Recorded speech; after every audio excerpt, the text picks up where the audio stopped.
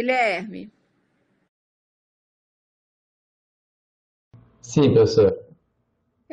tem umas 3 pessoas me falando que não estão conseguindo entrar, mas não tem nada a ver com a faculdade, com a internet da faculdade, né? É outra Não, coisa. não, com a internet da faculdade não.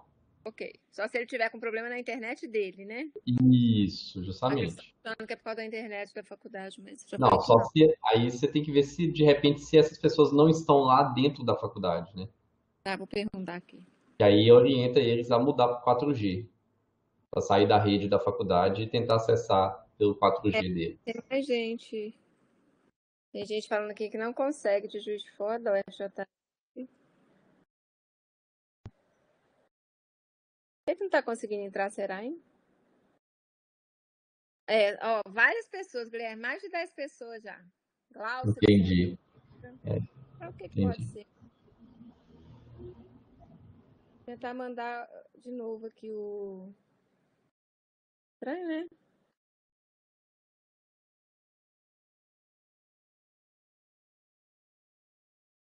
Realmente tem muito pouca gente, né?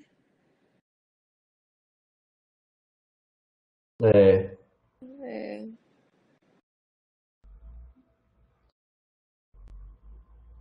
é, eles estão mandando que tá uma imagem assim, redirecionado para o FMG, café UFMG, em caso de problemas, contacte suporte. não, eles têm que tentar entrar como usuário visitante, né? Só clicar lá no link e colocar o nome e entrar. A rede café se a pessoa tiver o vínculo, Tá. né?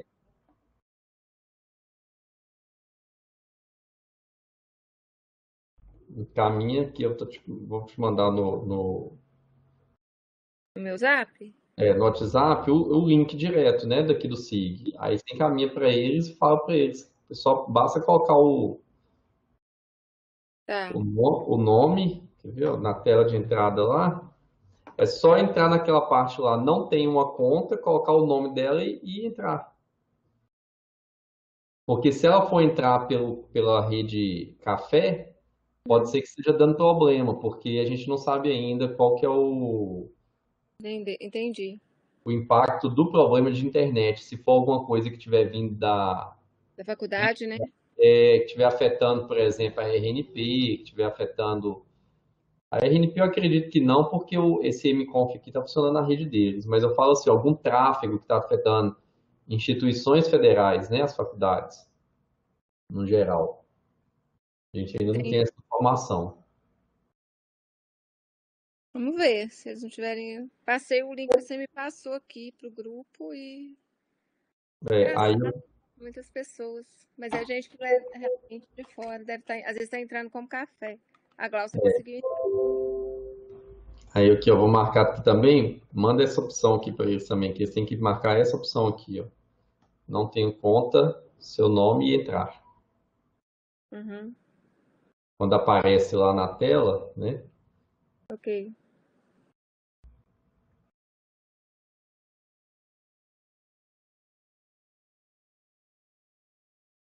Eu vou pôr isso lá no SIG, porque tem gente nova. O que é que eu acho que a gente pode ir começando, né? O que você acha? Já coloquei aqui, quem conseguir.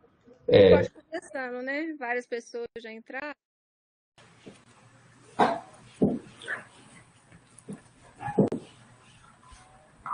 seu microfone está fechado, Cacau. A gente pode começar. Várias pessoas já entraram, acho que dá para começar. As pessoas vão entrando. Aqui, quem tá, algumas que me perguntaram já conseguiram entrar. Resolvido, né? Parece que agora sim. Gente, então boa tarde a todos e todas, né? Mais uma reunião nossa do SIG Simulação de Saúde. Hoje nós teremos aí a Beatriz, que vai apresentar a dissertação de mestrado dela, que é trabalho em equipe na reanimação cardiorrespiratória em pediatria. A Beatriz, ela é formada pela Universidade Federal de Minas Gerais, fez pediatria também no Hospital das Clínicas da Universidade Federal de Minas Gerais, depois fez terapia intensiva pediátrica no Hospital Metropolitano Odilon Beres e retornou à Faculdade de Medicina da UFMG para fazer a sua pós-graduação aí, fez seu mestrado e agora caminhando para o seu doutorado. Aí a gente agradece muito, viu, Beatriz, a sua disponibilidade, tá, essa tarde aí, para falar um pouquinho aí da sua experiência, da sua dissertação. Beleza, obrigada, gente. Boa tarde, então. Você vai falar? Eu só gostaria de falar que ela foi me orientanda e elaborou o projeto de uma forma muito tranquila. Agora eu estou no pé dela para a gente publicar os artigos, vou deixar registrado em público, mas ela tem muitas coisas interessantes para falar com vocês, tá, gente? A palavra é sua, Beatriz. E obrigada. Boa tarde a todos e a todas, né? Sejam bem-vindos aqui em mais uma sessão do SIG Sim Saúde. Pessoal, boa tarde, então. Meu nome é Beatriz. Eu vou falar um pouquinho para vocês hoje, a convite aqui da professora Flávia e da professora Maria do Carmo, sobre o trabalho em equipe na reanimação cardiorrespiratória em pediatria. Eu quis abordar um pouco a parte mais básica de revisão do tema, que eu acho que é mais enriquecedor. E no final eu vou falar um pouco sobre a dissertação em si e os resultados. Mas eu abordei um pouco mais a parte teórica para que pudesse ser mais proveitoso para todos. Então, a professora Flávia já me apresentou. Vou começar, então, a falar aqui sobre o nosso tema, então. Então, quando a gente começa a pensar em o que é uma equipe, a gente tem que definir que uma equipe não é só um ajuntamento de pessoas, é um pouquinho diferente disso, é um conjunto de pessoas. Então, diferente aqui de pessoas que não estão trabalhando em conjunto, elas estão trabalhando lá, ajuntadas, alocadas no mesmo espaço. Diferente disso, a equipe vai trabalhar aqui em uma sintonia mais fina. Então, entrando um pouco dentro do conceito mesmo de equipe, é um conjunto de 2 ou mais indivíduos que tem uma interação efetiva, então não adianta eles estarem alocados juntos se eles não estão interagindo de forma efetiva. Cada indivíduo com seu conhecimento e habilidade especializada, então se completam, né, em suas características e suas habilidades. Esses indivíduos usam recursos compartilhados para chegar numa meta comum. Então, o melhor exemplo que eu considero aí do trabalho em equipe é a orquestra, onde todos estão trabalhando aí dessa forma que eu descrevi no conceito da equipe. Quando a gente vai linkar o termo, né, o assunto, trabalho em equipe, com a qualidade da assistência à saúde, a gente pensa que esses estudos começaram na década de 90. Basicamente nos Estados Unidos, que foi muito pioneiro nesse ponto, através da agência, né, a Agência de Qualidade em Pesquisa para a Saúde, que é um braço do sistema de saúde americano, que é responsável pela produção de evidências, com qual intuito, né? Para ter cuidados de saúde mais seguros, de melhor qualidade, mais acessíveis, equitativos e baratos. Então, eles criaram um ramo do Ministério, como se fosse o Ministério da Saúde deles, só para estudo e qualidade da assistência à saúde. A pedido dessa agência, o Instituto de Medicina, que hoje se chama Academia Nacional de Medicina, que é uma organização independente, não governamental, fez uma empresa de consultoria, né, baseada em evidências científicas. Então, a pedido da AHRQ, o Instituto de Medicina fez um estudo de caso sobre a qualidade da assistência à saúde nos Estados Unidos, isso no final da década de 90. Então, eles fizeram um diagnóstico da qualidade da assistência à saúde e chegaram a esse número monstruoso de 98 mil mortes por ano por iatrogenia. Eles até usam o termo erro médico, mas assim, é um erro mais da assistência em si, né? E uma frase que eu acho muito impactante desse livro é que as pessoas não são ruins, o problema não são as pessoas más na assistência à saúde, é que as pessoas estão trabalhando em sistemas ruins que precisam ser tornados mais seguros. Então, isso começou como um relatório, virou um livro, esse livro é até disponível para compra, foi lançado, então, no ano 2000, e baseado nesse diagnóstico que eles fizeram da assistência à saúde, a gente tem esse problema grande, como que a gente vai resolver? E isso, através dessa primeira publicação, essa primeira abordagem, maior, mais abrangente, iniciaram estudos, então, de como que nós vamos desenvolver uma agenda, políticas para que mude essa qualidade da assistência. Então, foram feitos, então, desde a década de 90 para cá, inúmeros estudos, tanto observacionais, quanto análises retrospectivas de incidentes e eventos adversos. E por que erramos, então, né? Se a gente erra tanto, por que a gente erra? E o que todos os estudos mostram é que as falhas no trabalho em equipe são muito mais importantes para que o erro aconteça do que a falta ou a falha de habilidades clínicas. Então, não é porque o profissional é ruim. Se as pessoas estivessem trabalhando em equipe de forma mais harmônica, aquele erro poderia ser evitado em muitas das vezes. Então, o diagnóstico feito, a gente entra aí na importância do trabalho em equipe na área da saúde. Então, vários estudos já de revisão e meta-análise mostram isso, que equipes cometem menos erros. Já que a gente comete tanto erro, como fazer para reduzir, né? As equipes cometem menos erros, melhorando a qualidade da assistência e, dessa forma, aumentando a segurança do paciente, que é o objetivo final desse estudo aí que começou lá na década de 90. De tudo, o que a gente quer? Melhorar a segurança do paciente através da melhora da qualidade da assistência. Esse estudo é muito legal, publicado no Pediatrics, os elementos-chave de equipes altamente efetivas. Ele é um estudo de revisão e eles mostraram isso, que as equipes efetivas, elas reduzem o tempo de permanência hospitalar, reduzem admissões imprevistas em CTI, por exemplo, otimizam a coordenação dos cuidados. Então, com o mesmo recurso, você consegue otimizar esses cuidados, aumenta a satisfação do paciente. Então, às vezes, não só o desfecho clínico, mas a percepção do paciente com aquele atendimento, e também melhorando os resultados clínicos como um todo. O trabalho em equipe dentro da reanimação cardiorrespiratória, que é o tema que eu trago para vocês hoje, é mais relevante ainda, levando em consideração que é uma situação muito complexa e muito suscetível a erro. Então, assim, se a equipe pode prevenir ou minimizar o cometimento, a ocorrência de erros, na reanimação cardiorrespiratória se torna ainda mais imprescindível. Porque quem já atuou ou presenciou uma reanimação cardiorrespiratória sabe o quão é estressante aquela situação, muitas vezes ocorre de maneira imprevisível. Os profissionais estão efetuando processos de trabalho em paralelo, então está todo mundo ao mesmo tempo fazendo funções diferentes, com alto grau de complexidade.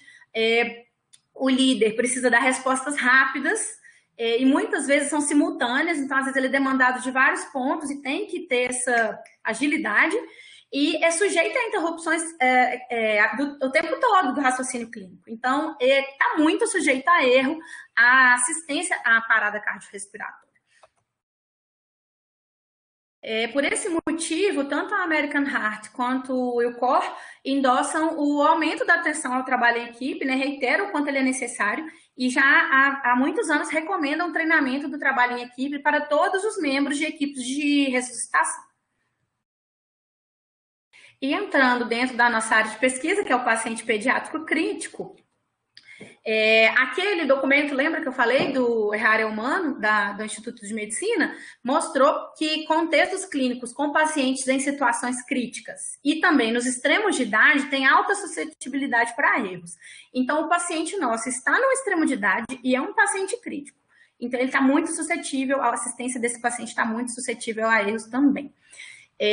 O paciente pediátrico tem especificidades, né, tanto anatômicas, fisiológicas, da técnica utilizada para compressão, para ventilação, a proporção que ela é feita, enfim, é diferente da assistência do adulto, então requer também um treinamento bem específico. E além disso, o paciente pediátrico crítico, o atendimento ao paciente pediátrico crítico envolve o cálculo de doses de medicamentos. A gente não usa, igual no adulto, uma ampola disso, uma ampola daquilo. A gente tem que converter em miligramas, tudo em miligrama por quilo. Então, tem que fazer essas contas de maneira muito intuitiva, rápida. Converter de miligramas por ml. Quem já teve atendimento em pediatria já viu o quanto é difícil de fazer a pessoa que nunca atendeu naquele ambiente entender as tais das unidades em 100. Então, é uma seringa de insulina que tem 1 ml dividida em unidades. Então, converter o 0,2 ml em 20 unidades, isso é tudo muito suscetível a erro também. E outra especificidade do paciente pediátrico é que os dispositivos são diferentes, de tamanhos diferentes. Então, tanto, por exemplo, as lâminas do laringo, os tubos que você vai usar, o tamanho do ambu, a pá do desfibrilador pode ser, vai ser diferente de acordo com a idade ou com o peso. Isso também está muito suscetível a erros. Então, às vezes, você precisa de alguém para te ajudar a entender ou descobrir que você está cometendo algum erro ali naquele raciocínio rápido que você teve. Então, qual a importância da capacitação de trabalho em equipe dentro desse contexto todo que eu trouxe? Se a gente precisa tanto do trabalho em equipe, ele não deve ser uma coisa assim, você jogar as pessoas lá e agora vocês vão aprender a trabalhar em equipe. Vários estudos já mostram, isso desde a década de 90, mas com um aumento exponencial de estudos nos últimos 20 anos, que as equipes podem ser capacitadas, enquanto equipes, para realizar a melhor tomada de decisões, obter melhor desempenho sob estresse e assim reduzir a incidência de erros. Para a capacitação do trabalho em equipe, a gente tem uma gama de habilidades não técnicas, porque as habilidades técnicas a gente acaba recebendo muita capacitação em toda a vida nossa profissional, desde a graduação, a pós-graduação, sempre muito focado no desempenho e na elaboração do conhecimento técnico, e às vezes a gente esquece de capacitar esses soft skills, essas habilidades não técnicas, que vão fazer toda a diferença no trabalho em equipe, que são essas que eu enumerei aqui e mais muitas outras. Essas são as mais citadas na literatura.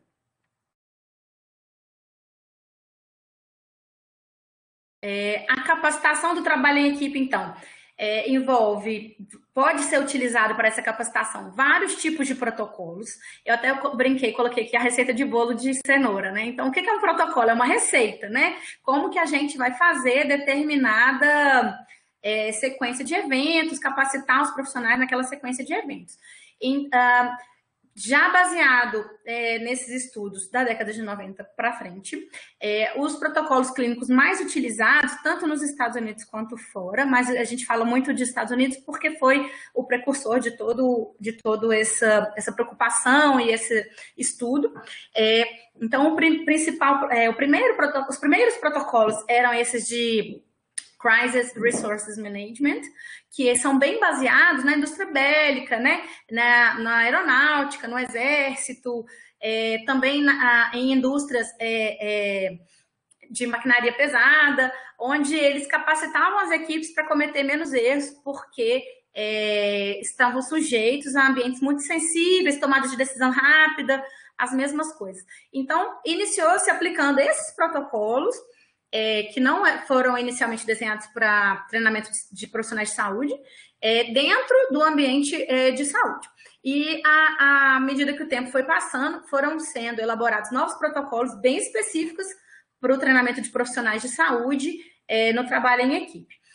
O modelo americano mais frequentemente utilizado hoje é este aqui, que é o Team Steps, que é o que a gente utilizou no meu projeto de mestrado.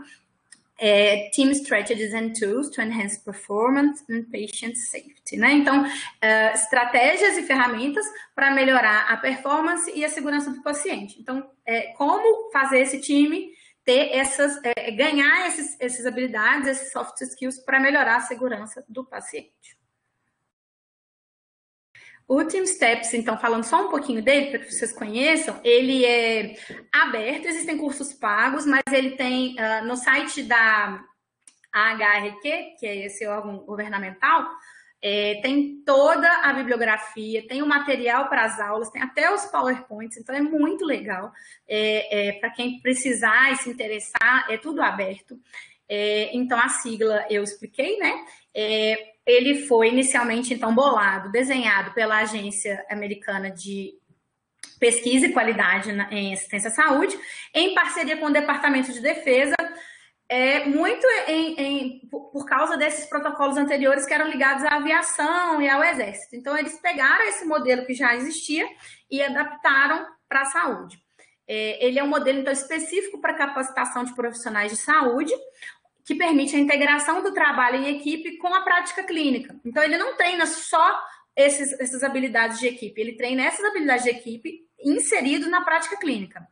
ele é uma abordagem sistemática baseada em evidências científicas. Então, quando ele foi... Eles sentaram para elaborar esse protocolo a primeira vez, já no final da década do ano 2000, sim, 2007, 2009, que publicaram, eles fizeram toda uma revisão sistemática de quais eram as habilidades desejadas por uma equipe, quais dessas habilidades podiam ser treináveis, quais seriam inatas, que aí não teria como treinar. Então, essas habilidades treináveis, como que a gente vai fazer esse profissional se capacitar, melhorar essas habilidades que são treináveis? Que entram aqui, algumas daquelas que eu falei no slide anterior, mas que eu vou detalhar aqui. Eu não sei se para vocês está muito pequenininho. No meu ficou, quando a gente põe no PowerPoint fica bem maior. Tá muito pequeno, gente? Tá dando para ver alguma coisa aí? Senão eu aumento aqui a imagem. Ô, Beatriz, tem gente que está com dificuldade. Aí, se você quiser aumentar... Deixa eu ver se eu consigo aqui. Se eu pôr a tela cheia, melhora ou não? Eu acho que vai melhorar. Tem 2 pessoas que me pediram. Ok. Então, o Team Steps, esse protocolo, ele existe em diferentes formatos, desde cursos que duram uma semana inteira até cursos essentials, que eles chamam de 4 horas, em que aí eles vão customizar conforme a necessidade do serviço em que ele vai ser aplicado. Então, o Team Steps prevê 4 grandes grupos de habilidades essenciais treináveis. Então, entre elas, a liderança. Então, um grupo tem que ter liderança, a monitoramento da situação, o apoio mútuo e a comunicação. Esses são as atividades centrais, que eles chamam de core, e dentro de cada desses 4 componentes, eles desenvolveram algumas metodologias, que são as estratégias e as ferramentas, né? As strategies and tools, para poder melhorar, treinar essa determinada elemento aqui da determinada habilidade. Então, por exemplo, na comunicação eficaz, eles sugerem algumas ferramentas e estratégias, como o check-back, que é o que a gente conhece aqui no Brasil como comunicação em alça fechada. Para quem nunca viu, é quando a gente repete o que o outro pediu para ter certeza se é aquilo mesmo. Então, eu queria que fizesse 1 miligrama de adrenalina, e a pessoa que vai ficar responsável, 1 miligrama de adrenalina, e você confere, 1 miligrama de adrenalina, e a pessoa que administrou te dá esse parecer, essa alça fechada. 1 miligrama de adrenalina administrado. Então, a comunicação feita desse jeito, ela é muito menos passível de erro. Então, isso é uma das estratégias que eles sugerem, conforme o curso, a duração do curso que for customizada para aquele ambiente, vai ter mais ou menos ferramentas para que a gente possa treinar os profissionais durante aquele curso. Outra habilidade essencial que eles trabalham é liderança. Então, coisas que a gente usa muito, né? Por exemplo, em terapia intensiva, a gente faz muito brief, faz debrief. Então, o brief, vai chegar um paciente grande queimado, então eu já posso deixar o material XY preparado. Eu acho que esse paciente vai chegar entubado, eu preciso de deixar um ventilador montado, uma mesa de acesso central já preparada. Então, faz toda a diferença quando o paciente chega e a equipe já está preparada, por exemplo. O monitoramento da situação, eles sugerem, entre outros, o cross-monitoring, que é todo mundo prestar atenção em tudo que está acontecendo. Então, eu não estou responsável pela medicação, mas eu estou vendo que a pessoa ali vai administrar uma medicação numa dose errada. Eu posso e devo falar. Isso não quer dizer que eu estou tomando conta, nem que eu estou vigiando. Isso um crescimento em conjunto, né? E uma 4ª habilidade essencial que eles sugerem é o apoio mútuo. Entre eles, a gente consegue, eles sugerem, né, o uso da ferramenta de feedback, que o feedback é importantíssimo da parte do líder, por exemplo. Se aquela pessoa está fazendo compressões efetivas, se está ventilando muito rápido ou muito devagar, se a compressão está de boa qualidade ou muito rápida, enfim. A gente consegue melhorar a assistência daquele colega que está desempenhando aquela função. E aí vai, né? Tem várias outras estratégias. Essas são as mais que eu considerei fundamental e foi as que eu acabei usando também no nosso trabalho.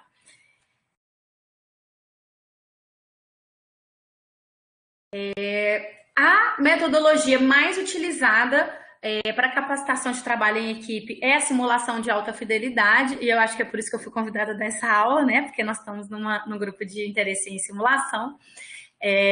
A simulação, então, vai permitir a aplicação prática dos conhecimentos teóricos, a vivência de situações clínicas infrequentes. Então, imagina quantas vezes aquele profissional que não trabalha numa UTI presenciou ou conduziu um caso de parada cardiorrespiratória. Então, aqui na simulação, eu posso fazer isso indefinidamente, quantas vezes eu quiser, no tempo que eu tiver, até aquele conhecimento estar bem sedimentado. A simulação também permite a vivência do estresse e da pressão do contexto real, porém sem colocar o paciente em risco, né? E tem vários estudos que mostram que essa imersão, né, essa produção do estresse real aumenta a fixação do conhecimento. Só que nesse caso, sem colocar o paciente em risco. E a simulação também permite a integração das habilidades técnicas com as habilidades não técnicas. Então, a gente coloca em prática a parte técnica. Eu preciso saber fazer uma compressão bem feita, eu preciso saber ventilar na velocidade adequada, se eu preciso sincronizar ou não a compressão com a ventilação, mas eu também preciso saber esses conhecimentos não técnicos para que eu funcione bem como uma equipe.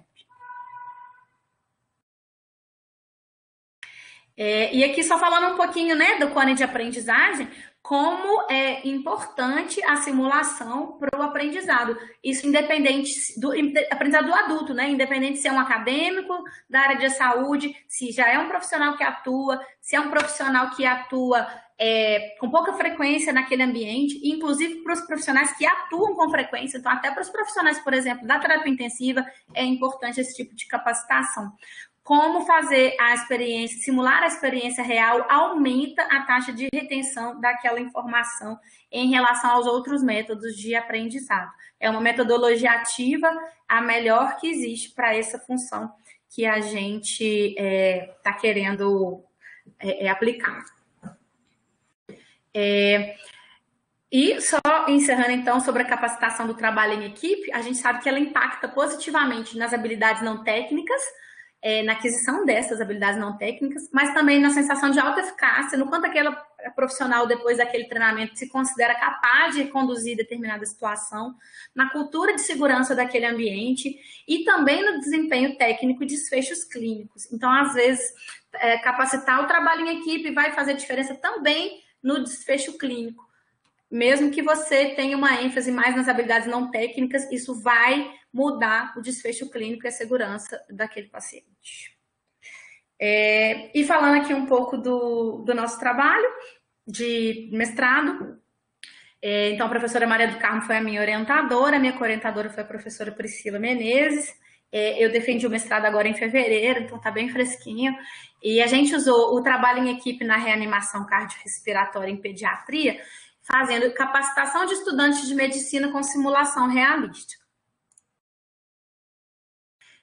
Os objetivos, então, da minha pesquisa. O principal foi avaliar se o acréscimo dessa abordagem específica de trabalho em equipe a uma capacitação de reanimação cardiorrespiratória em pediatria, se esse acréscimo melhoraria o desempenho da assistência.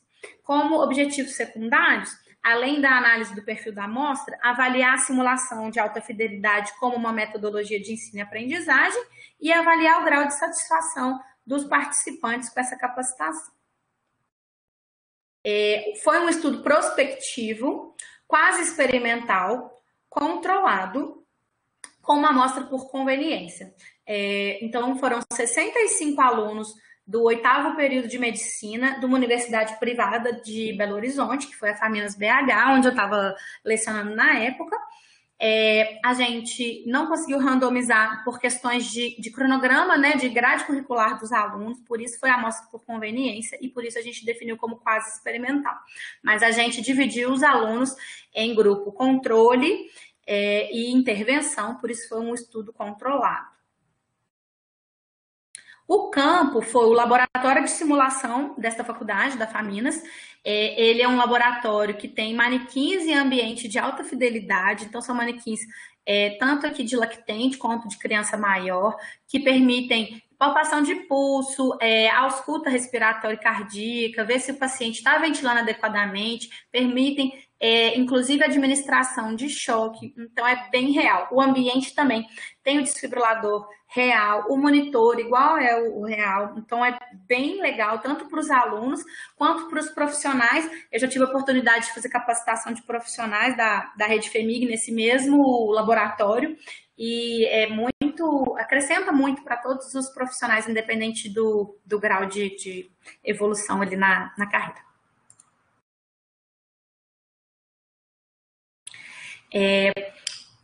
Quais foram as atividades que a gente desenvolveu? Os alunos todos receberam, tanto do grupo intervenção quanto do grupo controle, receberam um material parecido prévio, foi elaborado por mim, sob supervisão da professora Maria do Carmo, abordando as partes básicas, né, do suporte básico de vida e do suporte avançado de vida, conforme a orientação da American Heart Association.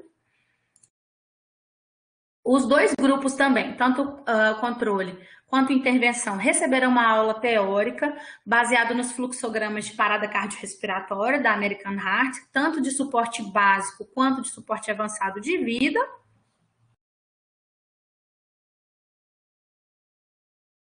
E nesse momento apenas o grupo intervenção recebeu aquela capacitação sobre o trabalho em equipe que eu falei para vocês, o Team Steps. No nosso caso aqui foi o Team Steps Essentials, que é esse mais curtinho, e ele foi customizado para as nossas necessidades do atendimento à parada cardiorrespiratória. Porque mesmo no Team Steps Essentials, existem ferramentas que eles sugerem que não se aplicam muito na parada. Por exemplo, o SBAR é uma ferramenta de comunicação excelente, mas ele é mais para passagem de plantão, passagem de casos.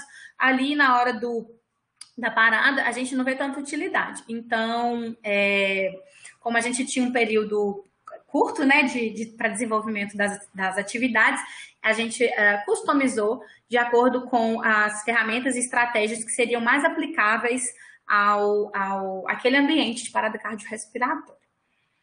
Isso também foi feito por outros autores, né, por outros pesquisadores, que customizaram o Team Steps em seus trabalhos, por isso que a gente também teve a segurança e a liberdade de fazer dessa mesma forma. Todos os alunos, então, tanto o grupo controle quanto intervenção, receberam uma capacitação prática com casos clínicos de parada cardiorrespiratória e dos diversos ritmos chocáveis e não chocáveis, usando, então, a simulação de alta fidelidade. Como foram 65 alunos, eles foram divididos em 6 datas. Em 3 datas tinham alunos do grupo controle, em 3 datas tinha alunos do grupo intervenção. Cada data tinha no máximo 12 alunos, para que a gente pudesse fazer, dentro do ambiente da simulação, grupos com no máximo 6 alunos.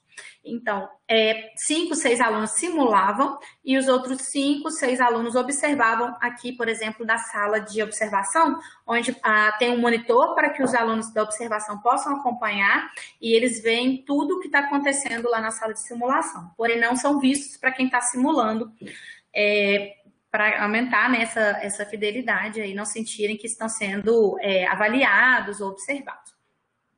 E essa questão da observação vale muito para capacitação prática. Então, vários estudos mostram que mesmo um aluno que não está praticando ali, ele está observando a simulação, ele consegue aumentar a sua capacidade, a absorção do conhecimento.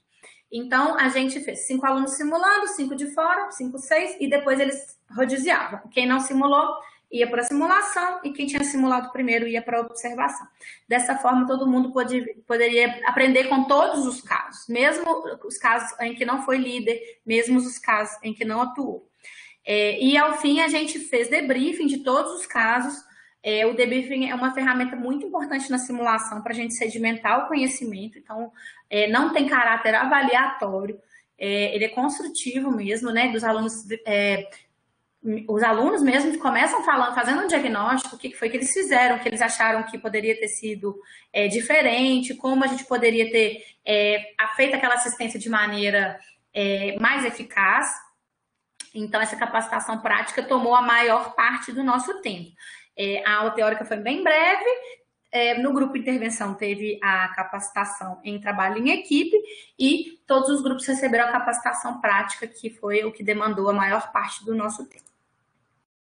Todos os alunos, quais ferramentas a gente usou então para poder mensurar a resposta desses alunos à intervenção e à simulação? Todos os alunos, tanto o grupo intervenção quanto o controle, foram submetidos à avaliação teórica, pré e pós-capacitação, com 20 questões de múltipla escolha, duração de 30 minutos. Todos os alunos foram submetidos... gente, deixa eu ver se vai dar certo aqui. Ficou por cima da fotinha, porque no baixar perdeu a animação. Era uma fotinha embaixo dos alunos simulando. Então, todos os alunos foram submetidos à avaliação prática também, pré e pós-capacitação.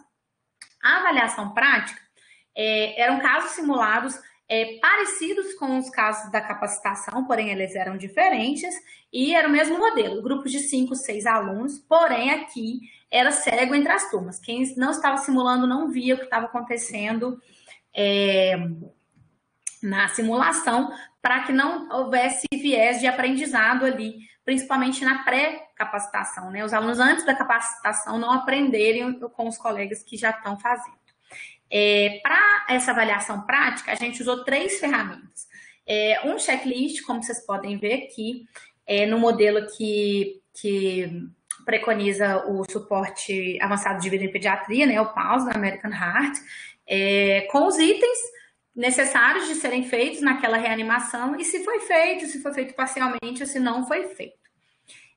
Como vocês podem ver, tanto deixa eu voltar aqui, né? Tanto a avaliação teórica quanto o checklist prático não tinha identificação dos alunos, era apenas por número. O checklist foi realizado por 2 avaliadoras independentes, instrutoras do PAUS, e depois a gente fez o índice de concordância de capa e teve um resultado excelente de concordância entre as 2 avaliadoras. Uma outra ferramenta utilizada foi o número de eventos de equipe em cada caso simulado.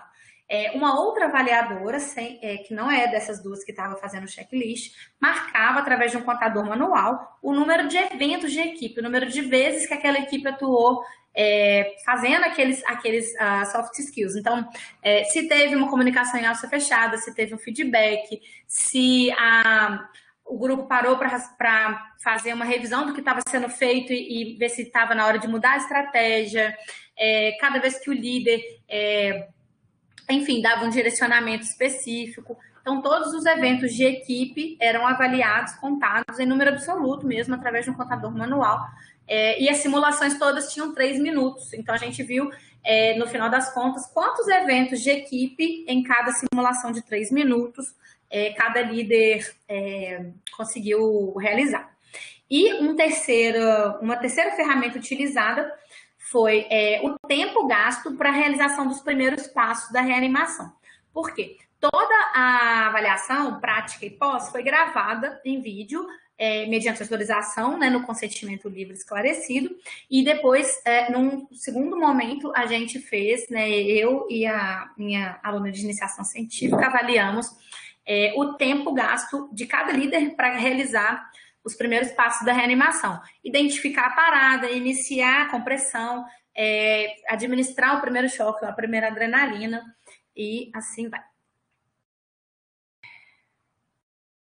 E, ao final da capacitação, todos os grupos, tanto controle quanto intervenção, responderam um questionário de satisfação em escala de Likert, de 1 a 5, sendo 1 a nota melhor, a nota pior, e o 5 a nota melhor. Então, por exemplo, em relação ao material teórico recebido, se ele foi disponibilizado com prazo adequado. Então, os alunos respondiam, davam uma nota de 1 a 5. Isso para a parte teórica, para a parte prática, para a capacitação de equipe, para os grupos, para os alunos do grupo intervenção. Devido ao tempo nosso aqui, eu não trouxe todos os números, mas a nossa conclusão que a gente chegou foi que a capacitação de trabalho em equipe melhorou o desempenho técnico e a performance não técnica também. o perfil da amostra foi adequado e representativo, e a simulação se mostrou um bom método de ensino-aprendizagem para os alunos de graduação, porque mesmo os alunos do grupo que não era intervenção apresentaram uma melhora do tempo pré para o tempo pós. Então, a gente considerou que a simulação em si já teve um efeito benéfico, né, como um bom método de ensino e aprendizagem. E os participantes, então, naquela avaliação da satisfação, uma maioria, assim, muito expressiva em todos os quesitos. Mais de 90% dos alunos forneceram nota 4 e 5. Então, a satisfação com a capacitação foi bem interessante. Falando só um pouquinho da capacitação de trabalho em equipe, que melhorou o desempenho técnico e não técnico, tanto o número de eventos de trabalho em equipe melhorou, do grupo intervenção para o grupo controle foi melhor, então a parte não técnica, né, teve uma melhora, quanto os índices de performance técnica avaliados pelo checklist também apresentaram uma melhora. Então, como a inclusão de um treinamento específico para trabalho em equipe melhorou tanto a parte técnica como a parte não técnica. Esses resultados foram muito instigantes e concordantes com a literatura, né? As considerações finais do trabalho que eu pude tirar, que o aprendizado é potencializado quando o aluno participa da construção do conhecimento, então muito diferente de eu dar uma aula teórica sobre parada cardiorrespiratória. As habilidades técnicas são, sim, muito importantes, mas não são suficientes para o sucesso na condução dos casos clínicos. A importância das habilidades não técnicas e do trabalho em equipe tem se mostrado cada vez maior, né, e mais relevante. E aqui, agradecendo, deixar essa frase do Franklin: diga-me e eu esqueço, ensine-me e eu lembro, envolva-me e eu aprendo.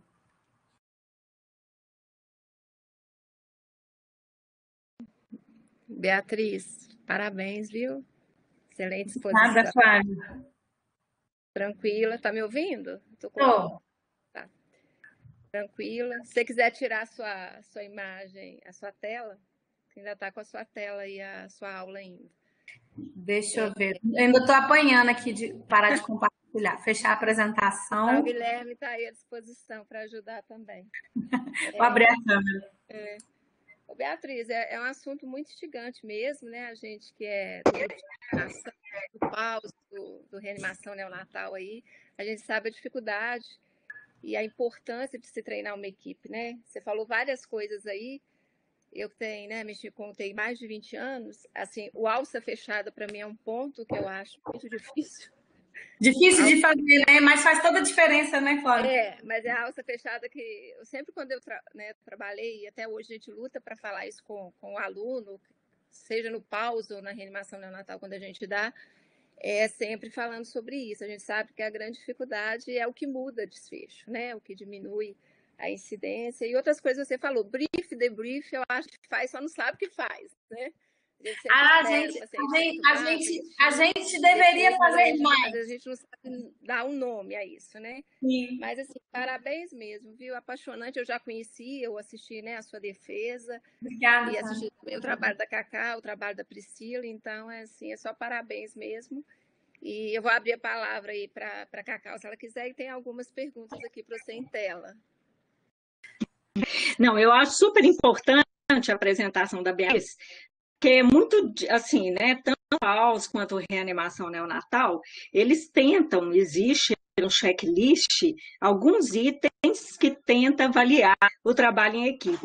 Mas é importante que todos nós que mexemos com experiência, que é faixa etária, a gente esteja atentos a esse trabalho em equipe, né? Porque como a Beatriz iniciou a fala dela sobre o tema, não adianta, existe uma receita de bolo, mas para que aquele bolo dê certo, todos os ingredientes têm que estar presentes. Então, é importante que a gente tenha essa noção e que a gente valorize o trabalho em equipe. E é por isso que, tipo assim, gosto muito da simulação in situ por causa disso, porque você vai no plantão daquela equipe da segunda-feira de dia, aí você vai pegar o pediatra ou o neonatologista, com a enfermeira, com a técnica de enfermagem, com a fisioterapeuta, e aí você consegue identificar os erros no processo de trabalho. E um pouco é por causa da forma de trabalhar em equipe. Quando existe uma equipe de verdade, os erros e os eventos adversos diminuem muito. Vamos passar a palavra aí para o restante, né? Parabéns, viu, Beatriz? Obrigada, Cacá. Eu queria ter colocado todos os números, mas não ia dar tempo. Não, mas tá sensacional.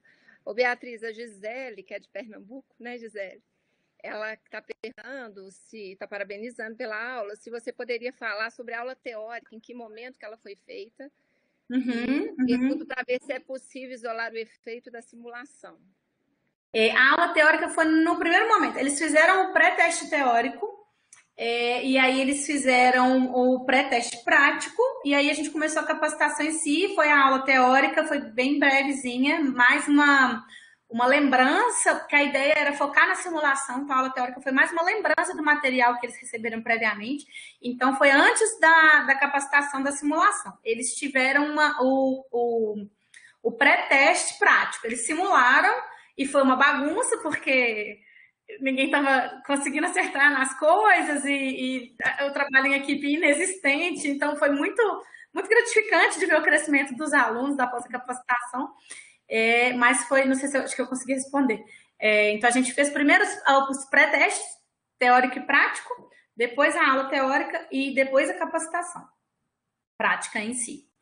A aula para o grupo intervenção, a aula de trabalho em equipe, foi entre a aula teórica da parte técnica, digamos assim, e a capacitação prática. Ok. Gisele, que está no microfone, pergunta.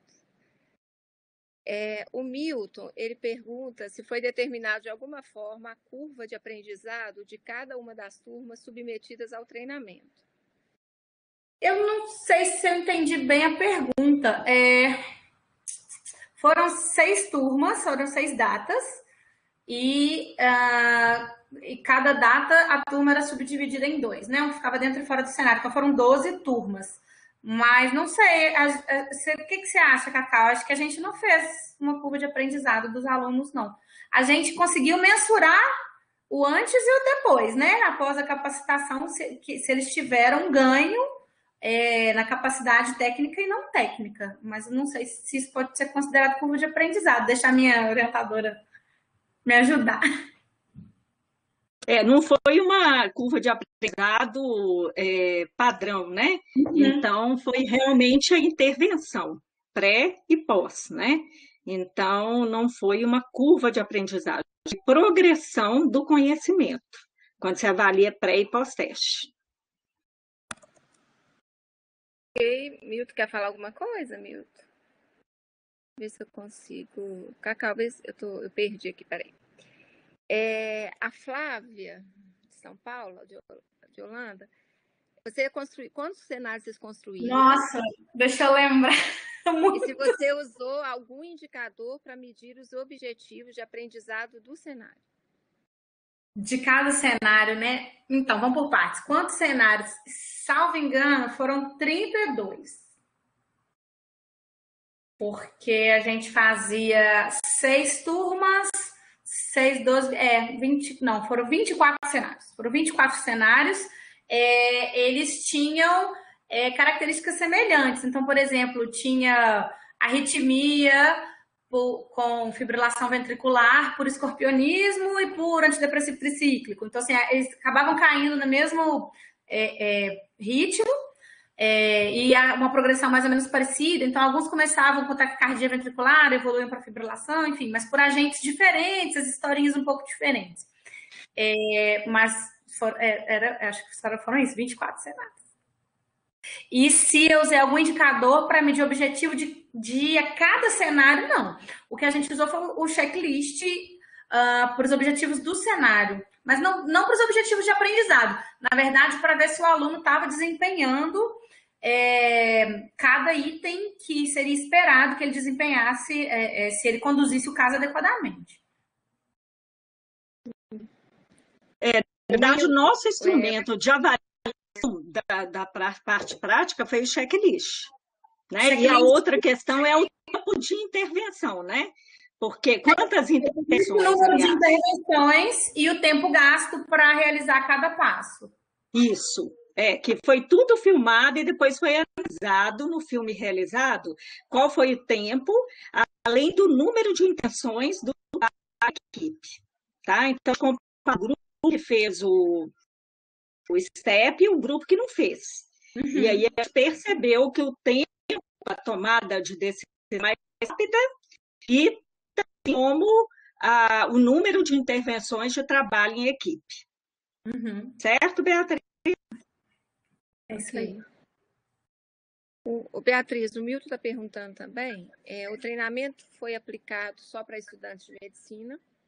Se teve alguma experiência com a inclusão de estudantes de enfermagem?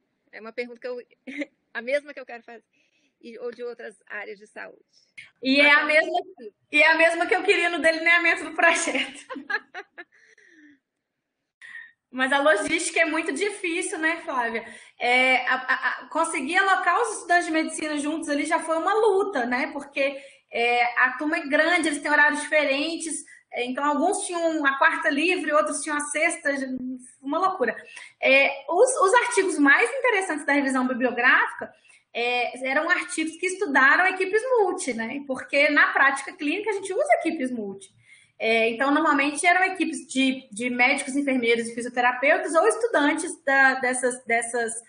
desses cursos. Mas na nosso delineamento foi uma coisa um pouco da logística, da dificuldade de fazer isso. Assim, a gente tinha um horário específico para usar o laboratório de simulação, então seria o sonho, assim, o plus, que a gente conseguisse randomizar e que fosse em equipe multi. Mas, assim, ainda tá assim, no coração, né, Cacau? Porque uma coisa muito interessante que a gente tem visto em clínicas que eu participo, como até mesmo como avaliadora, a questão da gente conseguir os alunos. Então, nós conseguimos alunos que estavam voltados a uma determinada disciplina.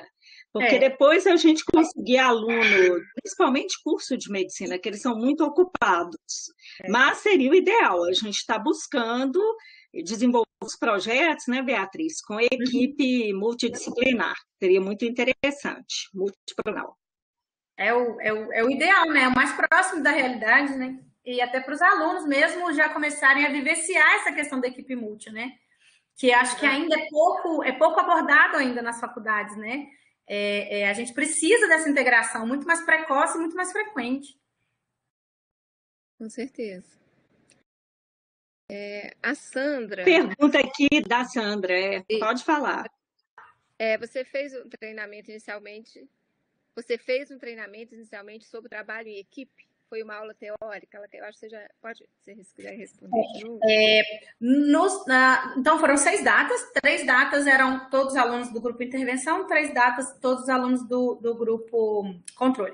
Nas datas que eram do grupo intervenção, tinha uma atividade extra, além de todas as do cronograma, que era uma aula teórica, teórico-prática, né? Foi uma aula expositiva, mas com casos clínicos e tudo, dessa parte de trabalho em equipe. Bem no modelo do Team Steps, que eu detalhei um pouquinho mais lá na frente, acho que se ela perdeu o começo, ela perdeu exatamente o que é o Team Steps. É uma estratégia baseada em evidências, só explicando para ela que perdeu. Desculpa. De quais estratégias, quais habilidades são as mais recomendadas para atuar em equipe e dentro de cada habilidade, quais estratégias e ferramentas a gente pode elaborar para melhorar, para incrementar aquela habilidade. Então, é isso que eu abordei. E também as equipes dos alunos dos grupos de intervenção, durante a capacitação, a gente ia abordando, rememorando aquelas coisas da parte teórica durante a capacitação. Então ele é teórico-prática, né? como manda o Team Steps mesmo. Beatriz, aí tem do Milton, outra pergunta. Quais foram os elementos de estresse aplicados nas simulações que tiveram maior impacto nos alunos? Se você tem. Milton, tem alguns artigos bem legais. Se você já viu a bibliografia desse tema, tem um até que é do Thomas, que é um dos precursores assim, no uso do Team Steps na pediatria. Ele tem um estudo maior e mais bem delineado, que foi publicado no Pediatrics, que o dele foi em neonatologia, foi no suporte avançado de vida em neonatologia, e ele inseria alguns fatores estressantes, tipo um pai agressivo, um parto que dava errado, um profissional que fazia uma coisa errada, enfim, ou não desejável. A gente, né, eu e as orientadoras optamos por não acrescentar elementos estressores nas simulações, porque como são alunos de graduação, a gente achou que ia ficar muita coisa para eles administrarem, talvez eles não fossem aproveitar tanto a capacitação. Mas talvez se fosse uma pesquisa com profissionais, seria muito bem-vindo esses fatores estressores ali, né, para ver se a equipe consegue receber esses impactos e continuar funcionando adequadamente. Então, nesse caso, a gente não usou. Nada, assim, externo, né? O fator estressor foi a própria dificuldade dos alunos, às vezes, em lidar com as situações, o desconhecimento, às vezes, muito da parte clínica, né? Então, às vezes, eles até sabiam o que fazer da parte do básico, da massagem, enfim, da condução, mas, assim, às vezes eles não tinham noção muito do que era o que estava originando aquela parada, por exemplo. Então, a gente não quis aumentar muito o grau de dificuldade para esses alunos, não. É mais isso. O Milton está digitando. Alguém quer perguntar? Pode abrir o microfone. Ele está Milton. Obrigada. Simplesmente fantástico, muito obrigada pela contribuição, tá? Com esses assuntos são relevantes, então tá aí. Obrigado, Milton, você está sempre prestigiando a gente aí. E sempre a gente está aberto a ideias, né? E tudo. Mais alguém, gente, quer perguntar? A gente tem bastante, hoje, uma plateia de bastante pediatras, né? Eu aí com saudade da equipe que eu vivi, a Solimar estava aí, que eu fazia treinamento in situ com elas. Tá aqui algumas lá de fora onde eu ficava. Cacá, eu acho que você quer falar mais alguma coisa, que a gente daqui a pouco fecha, tá, gente? Porque vem pela rede RUT, pela RUT, né? E tudo.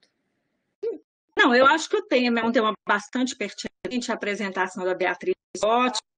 Agradeço muito a participação de todos vocês, é muito bom quando a gente vê, né, essa interação. E acho isso, agradecer a presença de todos e todas. Tá joia. Ô, gente, certo, Flávia? Coordenação aí brilhante da Flávia.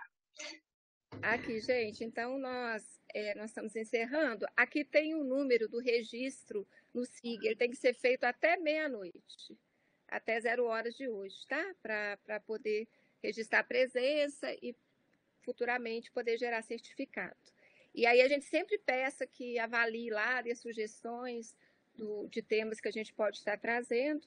Aí eu agradeço muito a Beatriz, né? A Cacau, como sempre, nos ajudando aí. E ao Guilherme, que sem ele, a gente, essa plataforma, a gente teria mais dificuldade, né, Guilherme? Tá joia?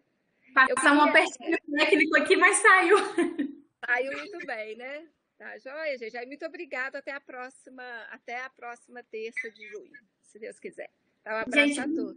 Obrigada pela oportunidade de falar sobre esse tema que eu já considerava relevante antes, mas agora estudando sobre ele, vejo tanto quanto que ele é necessário e urgente, né, de ser mais abordado desde a graduação. Então, obrigada pela oportunidade de poder estar falando com você sobre ele. Gente, ó, tchau, boa tarde, um prazer tê-los conosco. Tchau, tchau. Cacau, Beatriz e Guilherme, eu queria só dar uma palavrinha depois, antes de desligar com você. Tá. Tchauzinho, gente. Tchau, Beatriz. Aí eu queria falar com a Beatriz também. Vocês que mandam, como é que eu faço? Eu espero aqui. Só esperar um pouquinho. Tá. O Guilherme vai parar de gravar, eu só queria conversar um pouquinho. É um negócio. sei se a gente vai ter que entrar.